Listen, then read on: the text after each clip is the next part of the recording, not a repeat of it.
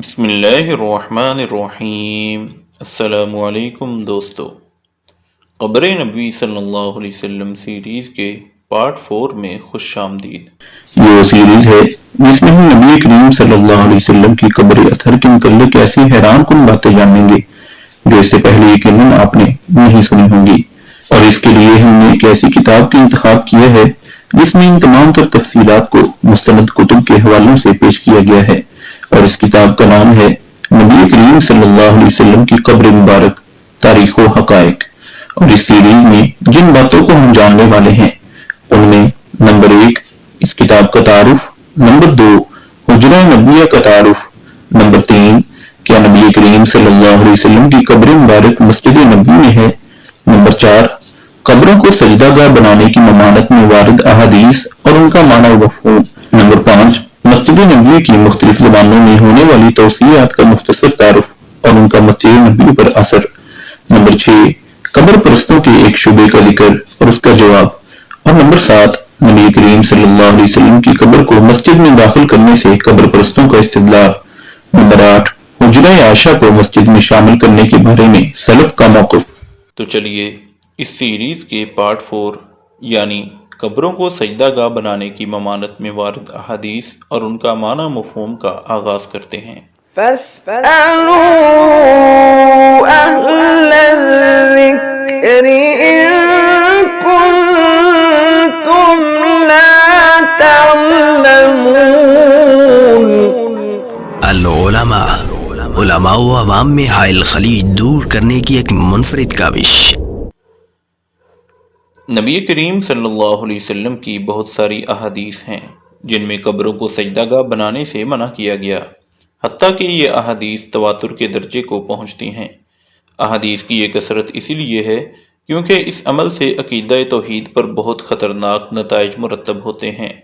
اور یہ فعل وقوع شرک میں بہت اہمیت رکھتا ہے، کیونکہ قبروں کو سجدہ گاہ بنانا یہ شرک کے مبادی اصول میں سے ہے۔ اس سلسلے میں مروی احادیث میں سے چند ایک ذیل میں درج کی جاتی ہیں۔ پہلی حدیث حضرت ابو ہریرہ رضی اللہ عنہ سے مروی ہے، نبی کریم صلی اللہ علیہ وسلم نے ارشاد فرمایا، اللہ تعالیٰ یہود و نصارہ کو تباہ کرے، انہوں نے اپنے انبیاء کی قبروں کو سجدہ گاہ بنا لیا تھا۔ دوسری حدیث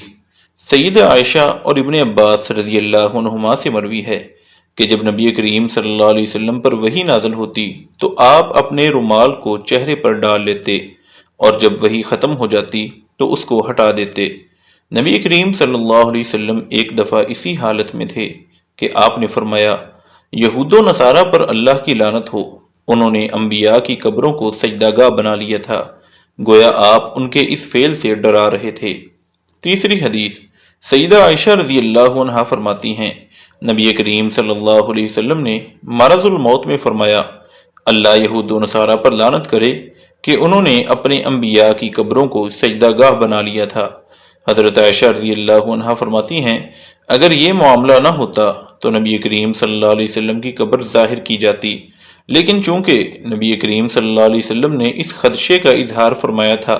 کہ کہیں آپ کی قبر کو سجدہ گاہ نہ بنا لیا جائے، لہذا اس بات کا خیال رکھا گیا۔ چوتھی حدیث